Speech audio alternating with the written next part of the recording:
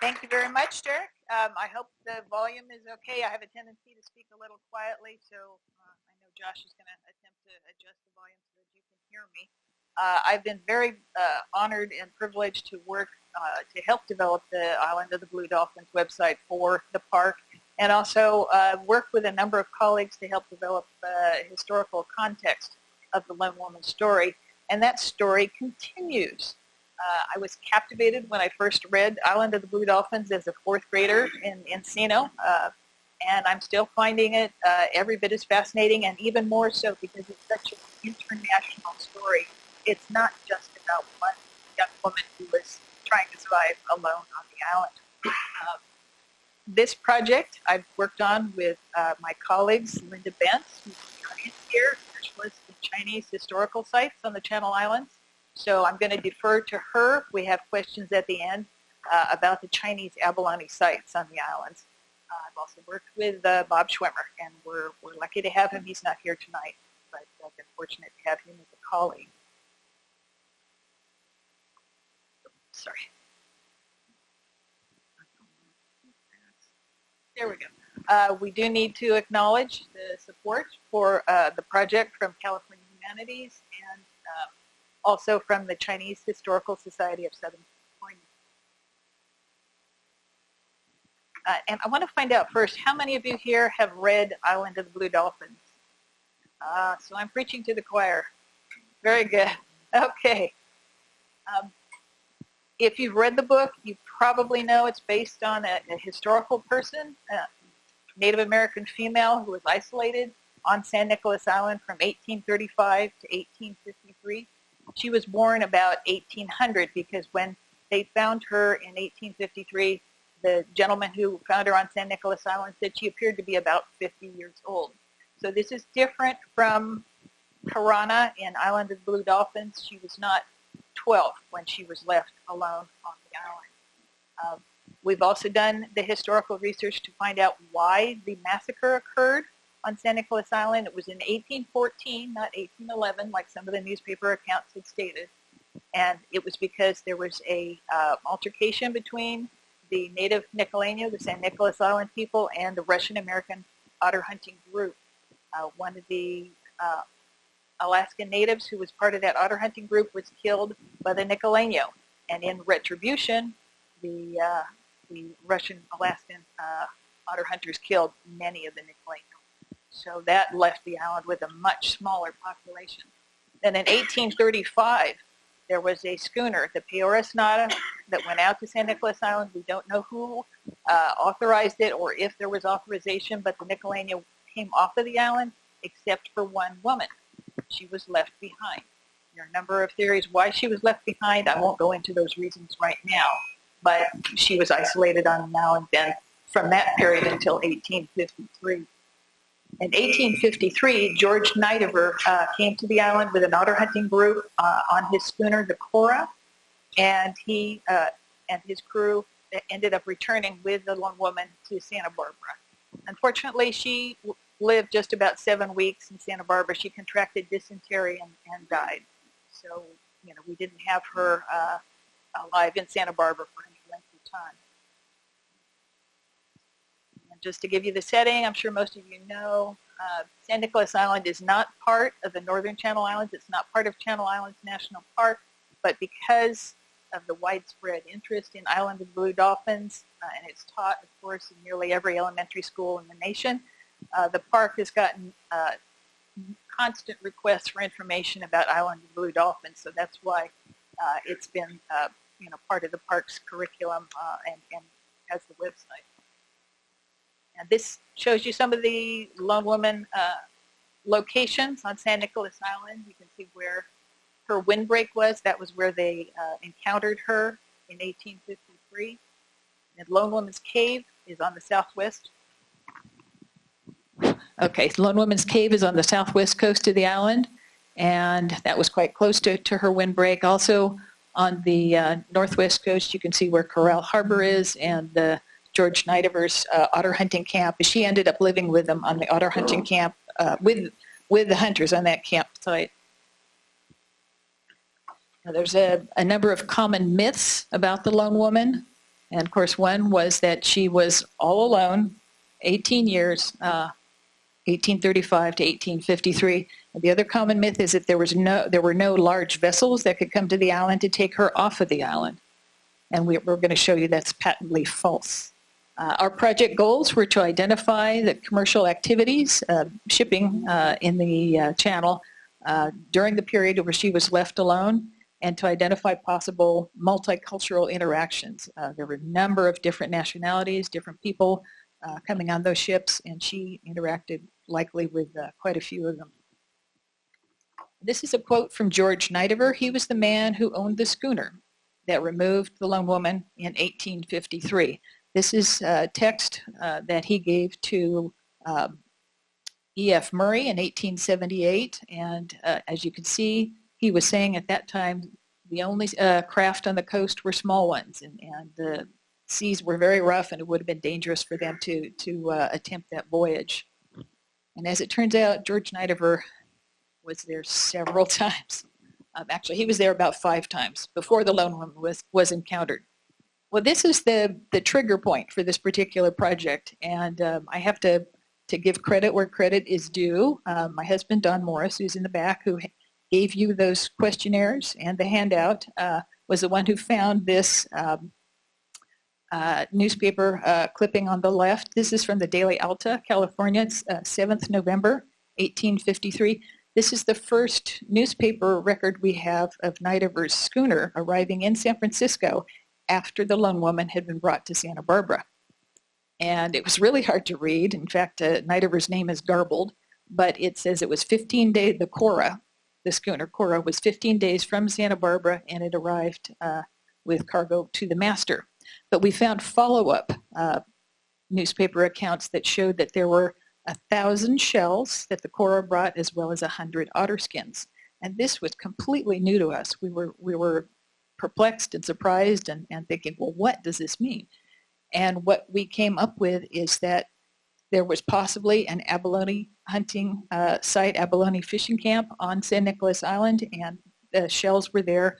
They had been left after the abalone fishermen had left, and Snyder and Company picked them up for sale in San Francisco. And you can see from that third clipping, a gentleman by the last name of Raymond was selling sea otter skins and abalonia shells. So they were a commodity in San Francisco even in 1853. And this is the document that was found in the NARA records. It's a maritime license for George Snyder as part owner and master of the schooner Cora. And he was part owner with James Alden and T.H. Stevens, who were with the U.S. Coastal Survey. So that was news to us. But this is the first documented evidence of George Snyder as owning the schooner Cora. Other sources have posted that name Cora before, but they've never provided any documentation showing that it was actually Snyder's schooner. And as you can see from the little timeline there, Snyder sailed the Cora to San Nicolas Island in April 1852, in winter of 1852, and again in summer of 1853, and that was when the lone woman was encountered. And it wasn't George Snyder who found her, it was Carl Dittman, his Prussian sailor, sorry.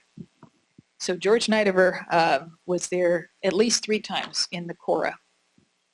Now this is what we started to investigate when we were looking for evidence of the Chinese as contemporaneous on the island when the lone woman was there. And the first map we have here is from the U.S. Coastal Survey in 1879, and it shows there's a camp, a Chino site up in the upper left, and it's very near the site called the Indian Cave, which was the lone woman's cave. And the photograph shows that cave, and it shows there was an abalone fishing camp within a stone's throw of the cave entrance.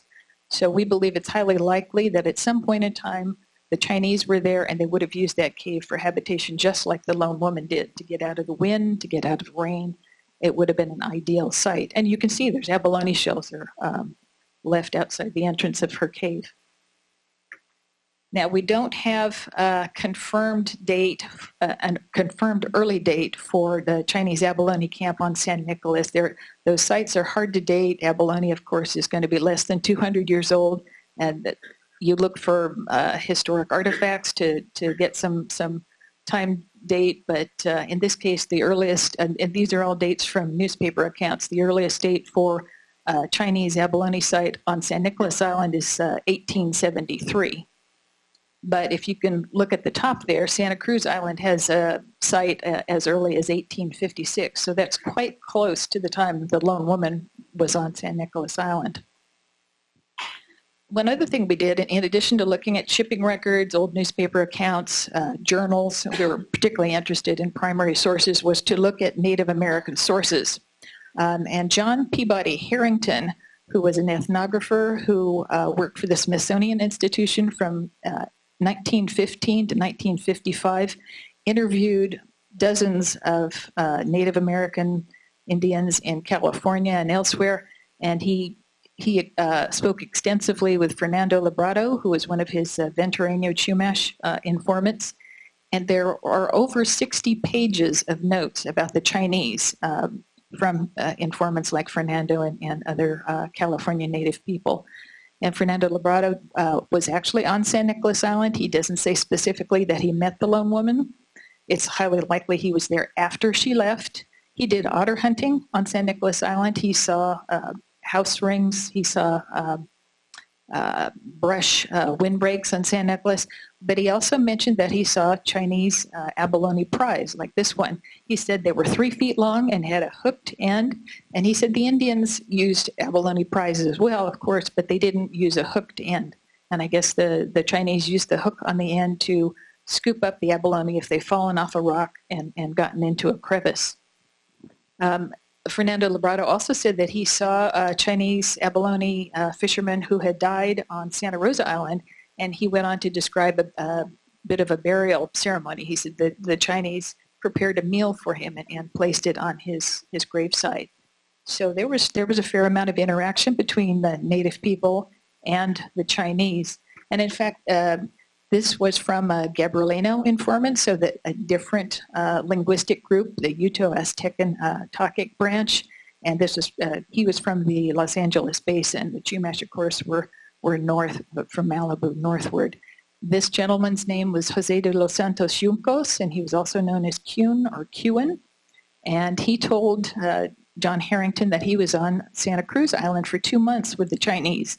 And he gave this funny little story. He said when they were looking at abalones, they would occasionally find a pearl in the shell. And the Chinese fisherman would say, please give me that pearl. So I'm not sure if Kuhn was working with them or for them, or he was there, possibly sheep shearing or doing something else. But there was an interaction there between the native people and the Chinese abalone fishermen. And of course, this was the latter half of the 19th century and after the lone woman's time. But there was one story that we did find of a Chinese man who was at San Nicolas Island during the time the lone woman was there. And this came from the collection of papers from William Heath Davis at the Huntington Library. And we found out that there was a steward who went by the name of Lum Joe, or he was given that name. And he worked for Captain Gorham Nye of the Boulevard Liberator. And he was on at San Nicolas Island. We don't have a record of him actually on the island, but he was there because the Boulevard Liberator brought a otter hunting group and dropped them off at San Nicolas Island in 1843. And this is a record of information that Linda found about Lum Joe, about his life, a photograph of his daughter from Ancestry, and he spent much of his time on Hawaii, as you can see.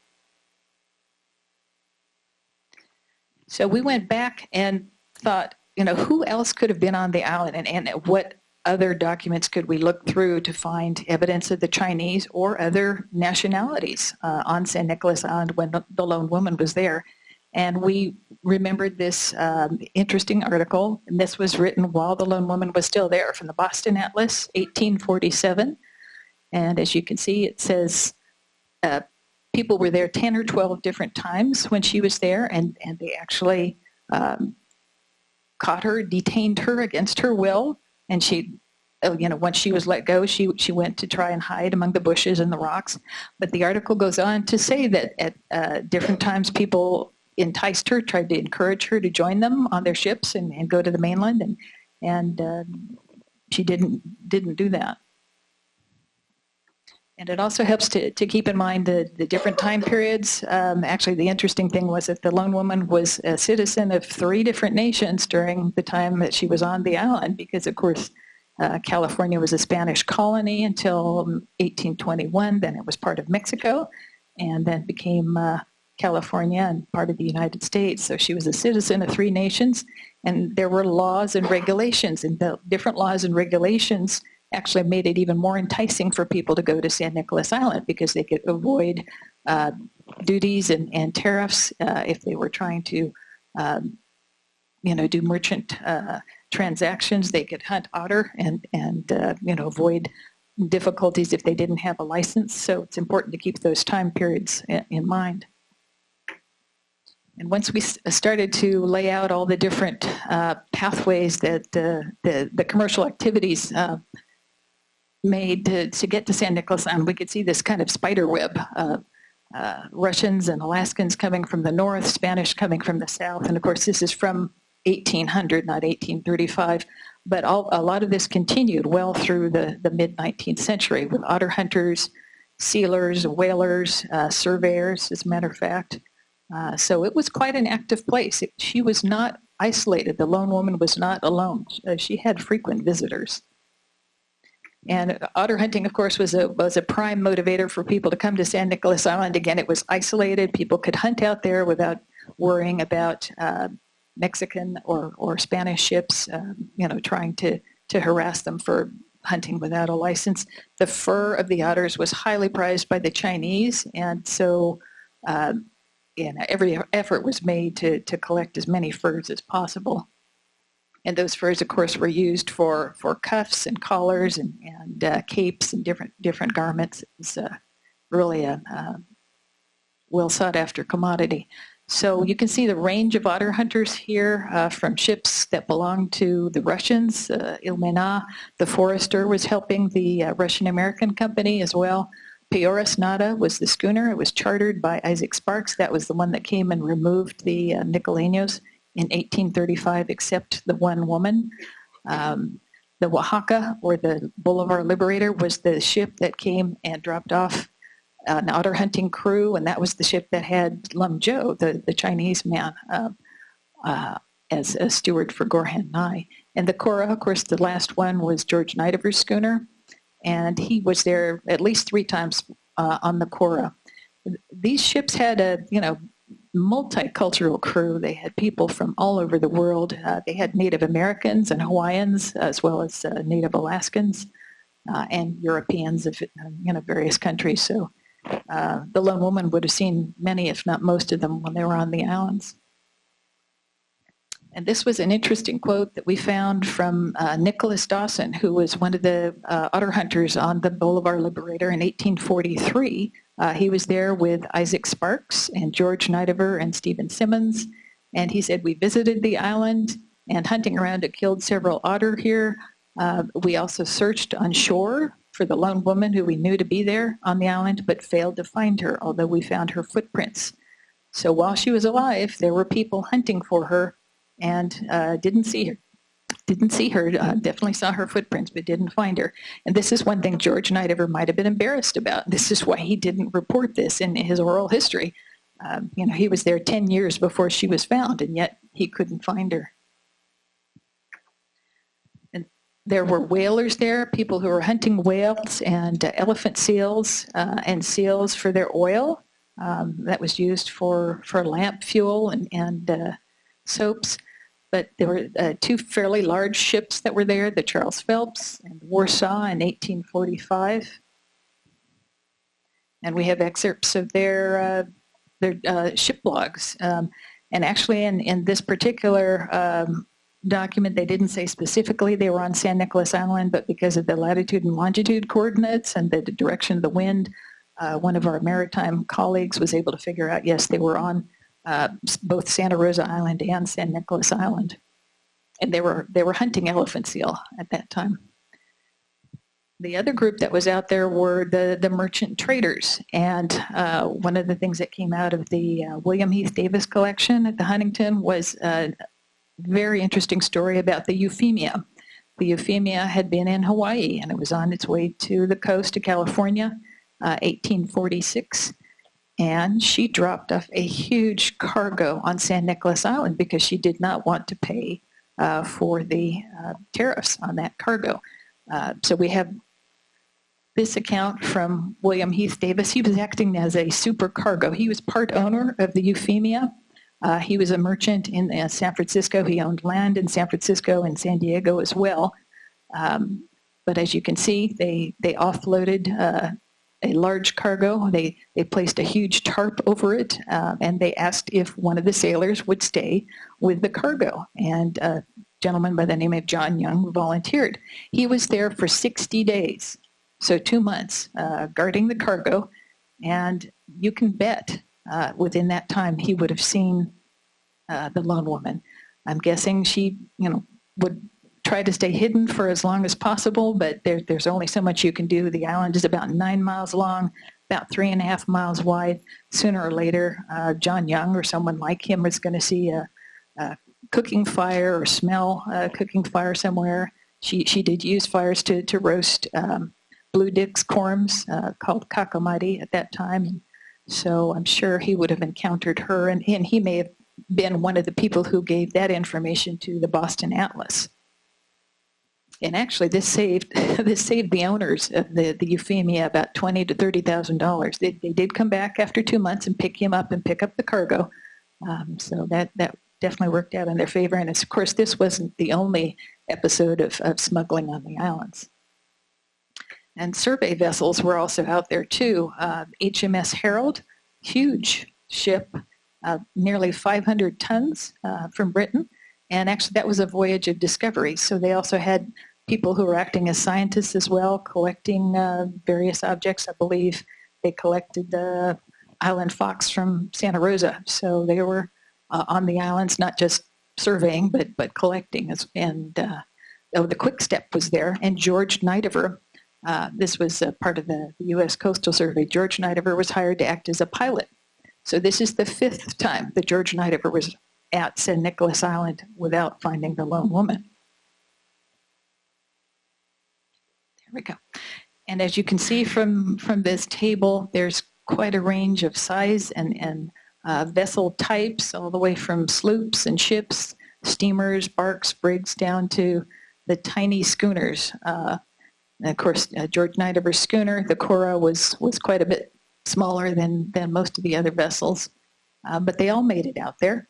So George Snyder's claim that there were no ships large enough to go out to San Nicolas Island to return with a lone woman is definitely false.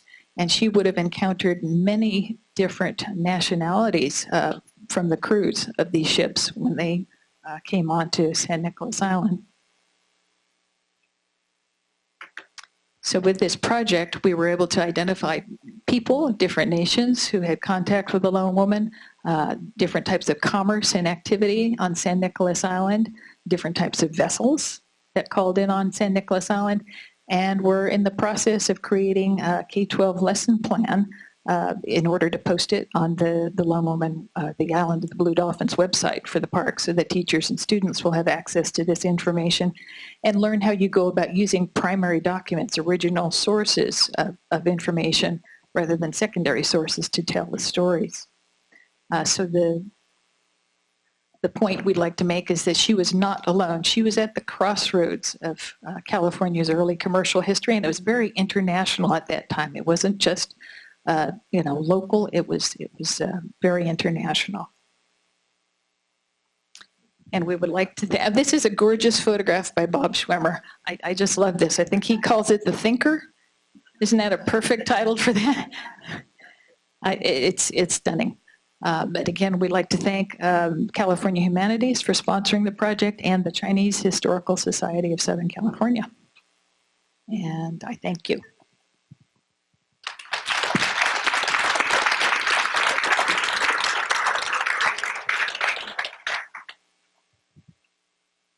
Thank you, Susan. We'd now like to give you the opportunity to ask Susan some questions.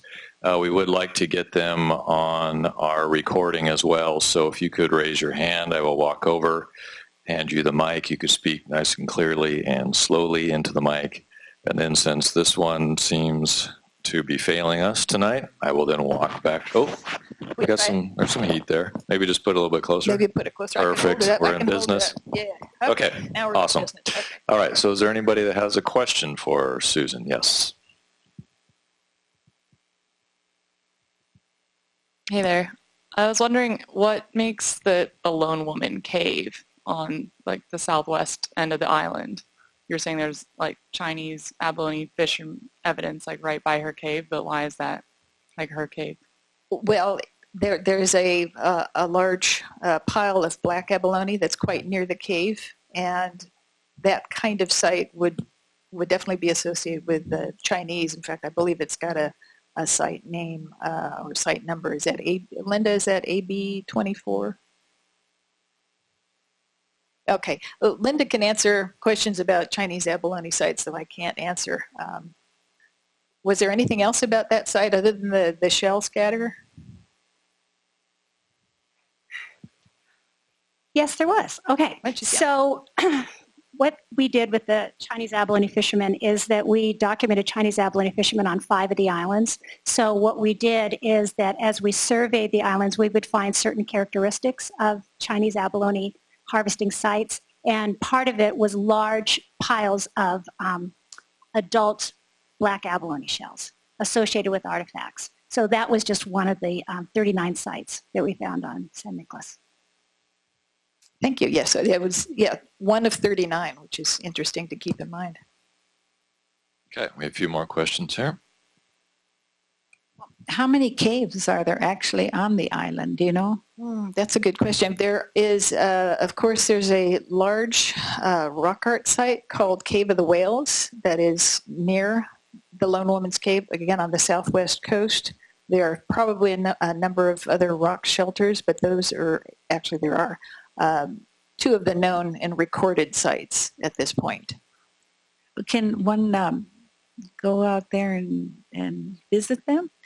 No, because San Nicolas Island is owned and managed by the U.S. Navy, and it's a naval weapons testing center, so the public is not allowed on San Nicolas at this point.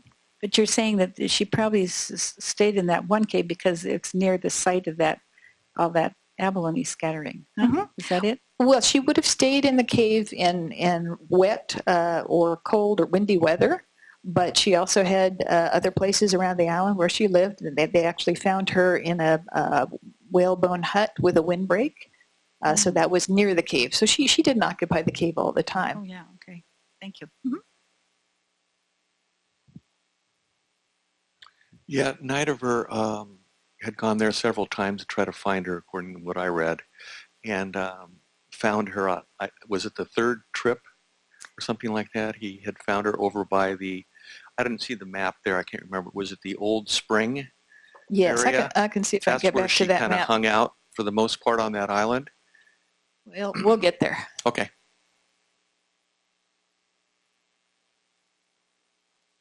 Come on. Almost there. There we go. Okay. So if I can even use this. She was found near the old she was garden found, spring, wasn't she? She was found in this area here, the Lone Woman's Windbreak. Okay. Her cave is and the Cave of the Whales is also in this area. And this is where George Snyder and the Otter Hunting crew and the Lone Woman stayed in 1853 when she joined their group. They were there for about a month. And she actually lived with the group over in that camp? Yes, she did. Wow. She joined them. Interesting. We assume it's willing. But yeah, George Snyder was there at least 4 times, if not 5 times, before someone on his crew found the Lone Woman, not George Snyder. Now, she seemed to hang out in this area near this spring. Was that because of the water source there? Yes, water and food. There was a lot of, sea mammals, abalone, sure. Okay. And also last question is how many residents did she have on the island, would you say? I think it said in the documents that it varied depending on the time of year where she would stay. Did she stay in the cave most of the time, or was she in the shelter with the cave shelter with the wind block? Or Well, that's interesting to know. I'm sure it varied with the season. You know, whether if it was too windy, then she would go into a cave. If it was sunny and pleasant, then she would be out in the open, you know, in the whalebone hut or other kind of shelter. So okay. She had the run of the island. It was up to her where she wanted to go. Right. But I'm just wondering how many homes she had on the island, would you say? Yeah, I don't think we can say for certain how many.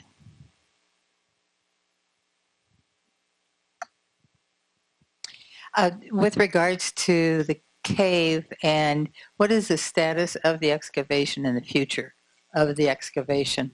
I wish we had good news, but so far there's no excavation going on in the cave whatsoever. Everything has been halted by the U.S. Navy, and I don't know the current status, but it doesn't look like things are moving towards a more open policy. So it's very unfortunate because that cave could have thousands of layers of, thousands of years of occupation.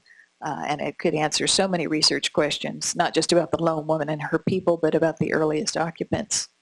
So it's very sad that people aren't able to go in and do scientific excavation and let everybody know what's in there. Yes. I hope people don't boo me, but I never read the book. So I was wondering, you said she was in Santa Barbara for 5 weeks, I believe you said. Is that correct? Yeah, 7 weeks. Uh-huh. Are there records of her socialization there that shows, usually you can tell if somebody comes back and has no social skills that she's been pretty wild versus somebody who sort of fits in. Is there any record when she was in Santa Barbara? Yes. There's actually, there's another project we're working on, different set of colleagues. We've reviewed the Harrington notes from the Chumash informants and other people in Santa Barbara, and there's quite a bit of new detail about the lone woman's time in Santa Barbara, who she communicated with, and how successful that was. And she, wasn't a wild woman. She was in her 30s when she was abandoned or left alone on the island. So she was used to being with the community, and she apparently was able to fit in quite well, although obviously she missed her people. The Nicolaños had been brought to Los Angeles, and they didn't have time enough to find them and bring them to Santa Barbara to communicate with her when she was there. So she stayed with the night of her family at the night of her adobe at the corner of Quarantino and 500 streets. So we know exactly where she lived. We know how long she was there. And we know when she died because she was baptized October 19th, 1853, and she was given the name Juana Maria and buried in the church cemetery, in the mission cemetery. Any other questions? Quite a few. I'll come back to you.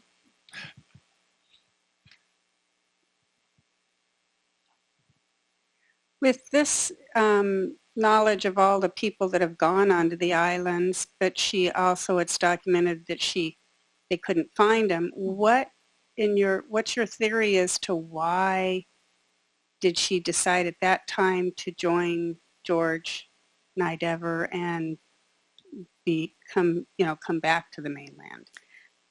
I wish I could answer that. If I answer that, I'm giving away the other project that I'm working on, and that information will be revealed on May 7th at the Museum of Natural History in Santa Barbara.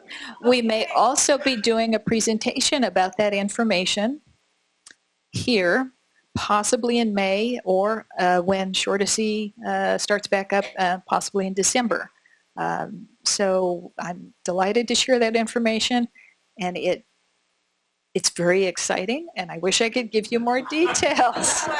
But it's not fair to this grant project for me to move out of what we're discussing here, and also not fair to my other set of colleagues on that project. I don't want to give away information that they'll be presenting either.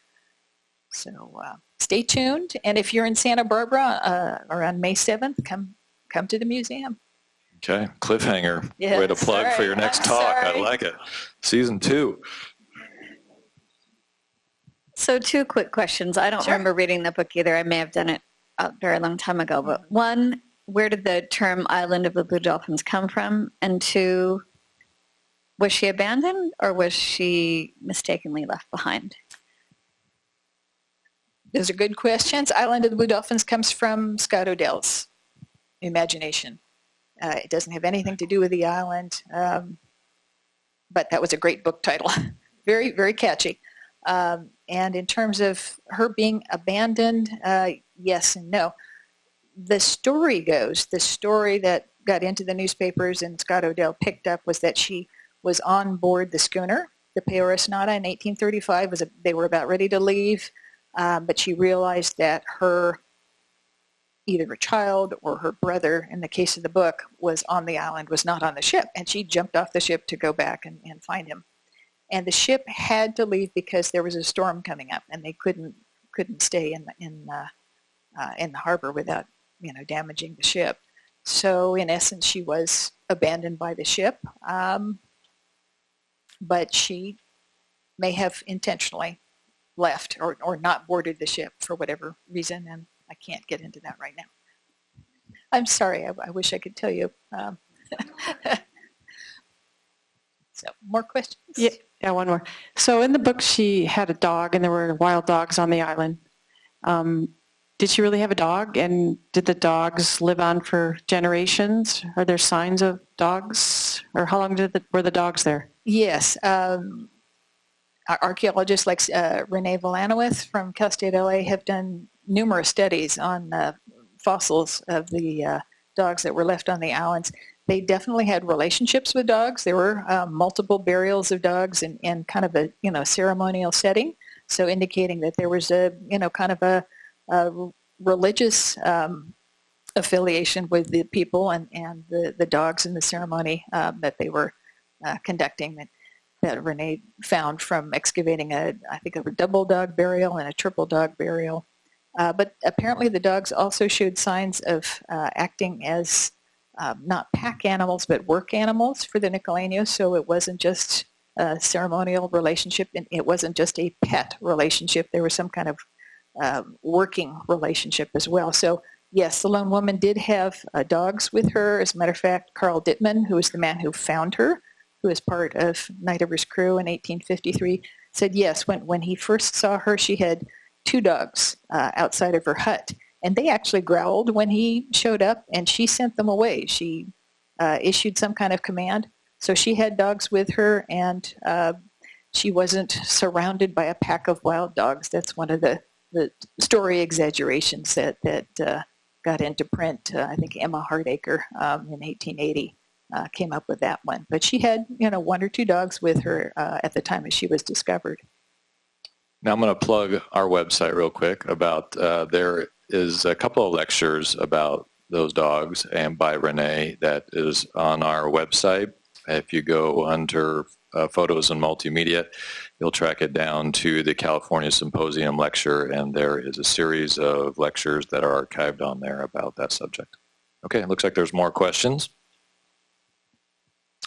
Did she farm as well, cultivate crops, and what language did she speak? Well, that's very interesting. She didn't farm. She harvested, particularly roots like the blue dix corms and other roots. In fact, she offered them to the native men in Night Ever's crew when they showed up in 1853 at her campsite. She roasted these corms and offered the food, but I don't think she farmed or actively cultivated any particular crops.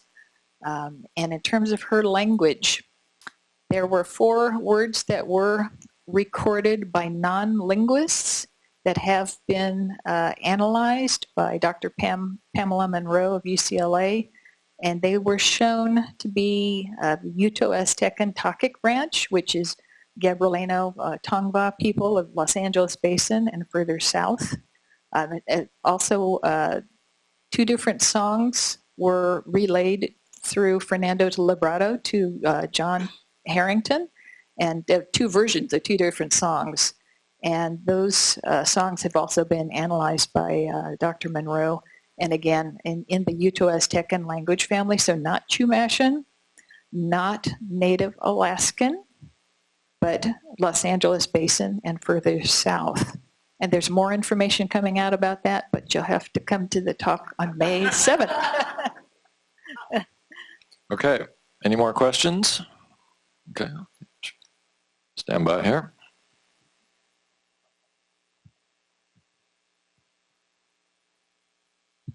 Some of the Chumash elders that I've had relationships with other organizations have claimed that she was Chumash.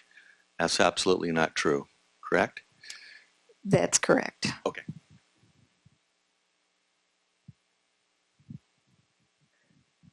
Has there been any artifacts attributed to her discovered or found in the caves? And not that have been found in the caves, or the cave, the Lone Woman's Cave, and not in the Cave of the Whales. That was a ceremonial site with rock art, both incised and painted. There have been artifacts that have been associated with her when she came off of the island. And there are certainly artifacts that were found in the 2 Redwood Box Cases that were located by John Erlinson, Renee Vilanowith, and other colleagues. And of course, that was a range of artifacts that came out of that cache. It's a stunning collection of something like more than 200 different artifacts, from Nicoleño manufacture to Native Alaskan manufacture and historical artifacts. And while we can't say for certain that was the Lone Woman's Case, that was a collection of things that she collected, it's highly likely because she was one of the only people on the island at the time. So there are a number of artifacts that came with her off of the island. I'm going to plug our website again, and you've done it twice, so I'll do it twice. And our YouTube site as well. There are some good lectures from the California Symposium about that subject as well. Yes. I was just wondering if there was any other record of anybody else having contact with her, because even though there were people that came to the island, she could still be considered a lone woman if she really didn't interact with anybody else. So I was wondering if it was only Dittman that had, or whoever found her, was the only record of interaction between she and anybody else that showed up on the island. Yeah, other than the Boston Atlas newspaper article, and of course that's a secondary source. There was no author for that article. The writer did not cite his or her sources. We don't know how valid it is, but according to that newspaper article, she had contact with a number of different individuals. I'm guessing there are still accounts out there. We are continuing to look through Harrington's notes for the Chumash perspective and the Gabrielino perspective on the lone woman and who contacted her when she was in Santa Barbara, who spoke with her when she was on the island. So there's likely to be more information coming out, and there's likely to be other ships that we did not capture in this one project. There could be a dozen more. For whatever reason, haven't shown up in the shipping records. We haven't seen their ship's logs or captain's journals. So there could easily be other people out there that contacted her, and we don't have records just yet. We're still looking.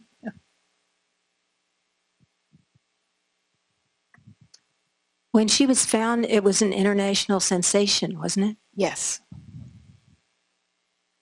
Yeah, her story went viral, as we say now. I mean, there were newspaper articles that came out, and those stories were picked up and was shared. There was newspaper articles all over the world. So she was quite a sensation, and she still is. Sorry. That's okay. I did check with the Navy, by the way. So I was a public affairs officer, and they said on one count that island had been used as a target during World War II, and so there's all of this unexploded ordnance. So they're a little bit afraid of people walking around the island. And number two, I said, well, wouldn't you be interested in any kind of archaeology on the island? And what I was told was the only archaeology we're interested in right now is if we have to build something, we have to do our EIR, and that's all. As soon as we get the EIR, that's the extent of it. So it doesn't look like it's going to happen for quite a while. Yeah, that's unfortunate. It's denying us all kinds of really important information, but we'll have to wait and see. With regards to the dogs on the island, what is the guess of the origin and the graves? How old are they? In terms of the dog graves? Yes. I believe some of them were in the 1300, 1400 range, so, several hundred years old. And there could be more recent. I'm not that well versed on all the dog burial sites on San Nicolas Island. In terms of how they were brought to the islands, native people had plank canoes. They were called tiats in the Gabrielino territory and tamals in the Chumash territory. So the animals would have come over on a watercraft of some sort. Do we have history of other islands having dogs? Yes, we do.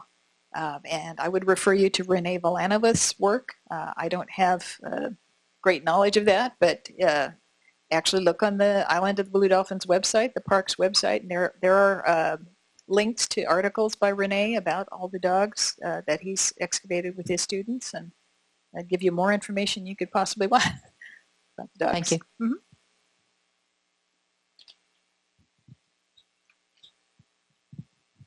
Hi, I'm curious about the terrain of the island when she was there, and was there a lake or water? Did she have to depend on the rain? Do you know any of this?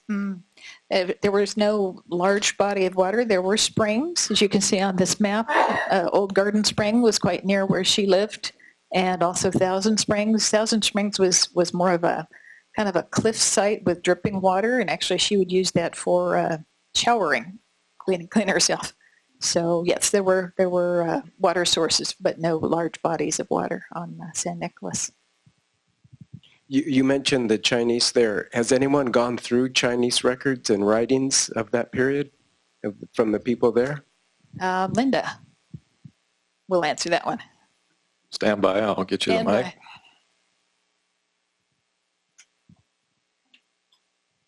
So as far as Chinese records go, who is the gentleman that asked the question? Okay, as far as the records goes, we've gone through the immigration files at the National Archives in both San Bruno and Paris. So we actually have the immigration files for the Chinese abalone fishermen that worked on the Channel Islands. We have their pictures, we know how tall they are, we know what color their eyes were. So we have been working that, and now we're going back. We know the districts in China where the fishermen came from, so now we're going back and looking in China. Okay, one more. You guys are giving me a workout tonight. This workout today. I just wondered, now I understand that you said that this cache, I guess this came, did that come off the island with her, you said? No, that was found fairly recently. I believe the publication came out in 2013 about the Redwood Box Case. You can also watch a video or two videos about that on the Island of the Blue Dolphins website. And where is that now? Do you know? The material for the cache, I'm not certain if that's still on San Nicolas Island or if that's all been transferred to the mainland. It must be in a museum or something, right? Yes. It certainly should be, and I think they're negotiating where that material will be displayed. But it was like a box? Yeah, well, there were two redwood boxes. There were also baskets, woven baskets. Actually, the asphaltum shell from the baskets that came off the island or came out of that site as well. Would she have built these boxes, or would somebody have given them to her? I'm guessing that one of the sailors, one or more sailors, would have cached material there in boxes. Some of the native Alaskans used that as a base camp, and then they would go to Santa Rosa Island or Catalina Island, so they could have left a box with their supplies, their material there, and just, left it, and she found the boxes. Okay. Well, I thank you for all your wonderful questions. I am sure Susan would be happy to stay for a few more minutes and answer any questions if you'd like to come up. But with that, maybe we could just give Susan another warm welcome or a round of applause for her talk tonight. Thank you.